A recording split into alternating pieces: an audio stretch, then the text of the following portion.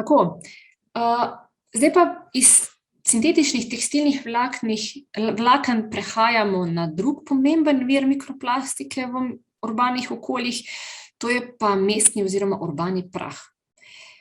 Podatki kažejo, da nekje 24% primarne mikroplastike v morskih okoljih izhajajo iz urbanega prahu. In ta problematika je močno vezana na sintetične tudi tekstilna vlakna. Namreč študij na tem področju ni tako veliko, so pa tiste raziskave, ki sem jih zasledila, pokazale, da so prav sintetična tekstilna vlakna tista, ki so glavni vir mikroplastike v zraku, torej v urbanem prahu. In vlakna so res prevladujoča oblika mikroplastike, torej ni toliko veliko nekih fragmentov, ampak so ta specifična tekstilna vlakna. Torej, obdelava, bom rekla, samih sintetičnega tekstila v industriji proizvede številna drobna vlakna, torej sama obdelava.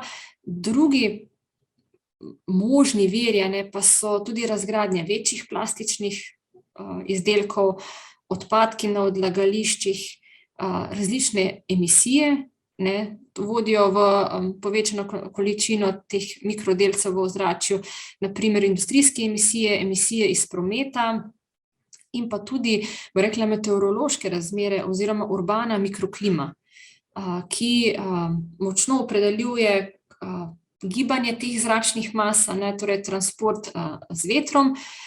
Namreč atmosferski transport, torej veter, je verjetno tudi razlog za prisotnost mikroplastike na predelih, ki so oddaljeni od mestnih središč in pa so vseeno zelo redko poseljena.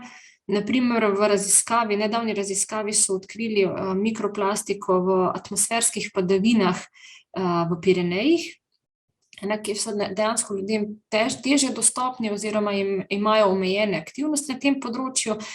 In so ugotovili, da prav te zračne mase, ki prihajajo iz večjih urbanih okolij, so tiste, ki pripomorejo k odlaganju mikroplastike potem s padavinami.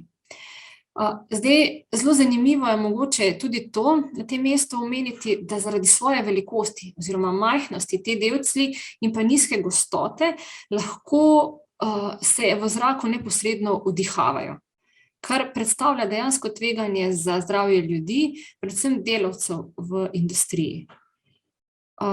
Kako pa mi lahko spremljamo prisotnost mikroplastike v zraku? Obstajata dve take najbolj klasični metodi, in sicer z zbiranjem teh atmosferskih padavin, ki se potem skoncentrirajo in potem prefiltrirajo ta vlakna oziroma delci.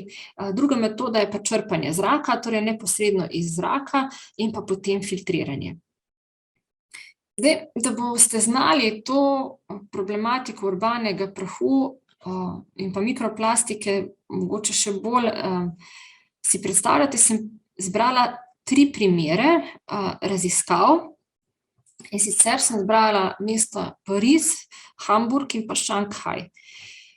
Zdaj, Pariz sem zbrala zaradi tega, ker je bila narejena res obširna študija. Vemo, da v Franciji ogromno ljudi živi v mestih, ocenjuje, da več kot 80% vseh ljudi. Pariz kot tak, pa vidite po številkah, ima pa precej gosto poseljen. Govorimo o megamestu, ki v vsej svoji urbani aglomeraciji ima več kot 10 milijonov ljudi, gostota, torej poseljenost je pa zelo visoka. In kaj so v bistvu ugotovili z študijo atmosferskih padavin, da je nekje povprečna koncentracija delcev v zraku 118 delcev na kvadratni meter na dan, torej dnevno. Ugotovili pa so, da je 90% teh plastičnih delcev, ki so jih našli, so bila vlakna. Ta vlakna pa so bila v 50% daljša kot 1000 mikrometrov, torej 1 centimeter. Potem so pa v drugem delu raziskave želeli primerjati vsebnost mikroplastike v grobem jedru, torej v res ekstremno urbanem delu in pa mogoče suburbanih področjih. In tukaj vidimo, da so podatki pokazali, da manjša kot je poseljenost, manjša kot je gostota poseljenosti in pa aktivnosti, različnih aktivnosti, manjša je vsebnost tudi delcev v atmosferskih padavinah.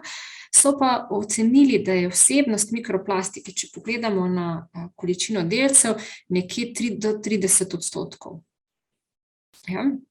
Potem pa so v bistvu raziskavo v Parizu nadgradili še s tem, da so pa potem počrpali prav zrak in so želeli primerjati vsebnosti mikroplastike v prahu oziroma v ozračju v zaprtem in pa odprtem prostoru. In kaj so ugotovili?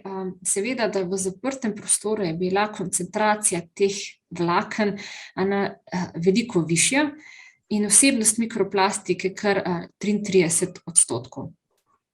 Seveda je to popolnoma logično, ker je v zaprtem prostoru so zračne mase omejene glede svojega gibanja, in tudi, v različnih stanovanjih, poslovnih prostorih, kjer so te analize delali, je ogromno nekega pohištva in pa nekih gospodinjskih opravil, ki pripomorejo k nastajanju teh vlaken v ozračju. Če pa pogledamo v Hamburg, pa vidimo, da je kot mesto veliko, ampak mogoče gostota poseljenosti in pa prebivalcev ni tako veliko, ampak koncentracija, ki so jo zaznali v atmosferskih padavinah, je bila pa kar visoka, 275 delcev na kvadratni meter na dan. In kaj je zelo zanimivo, v tej raziskavi je bilo večina delcev, ki so jih odkrili v tem urbanem prahu, so bili fragmenti. Torej razgradni produkti, ne toliko vlaken, medtem ko če pa pogledamo vlakna, so bila pa ta v 50% je bil to polietilen, potem pa še različni kopolimeri, tudi polietilen terftalat, polivinil acetat.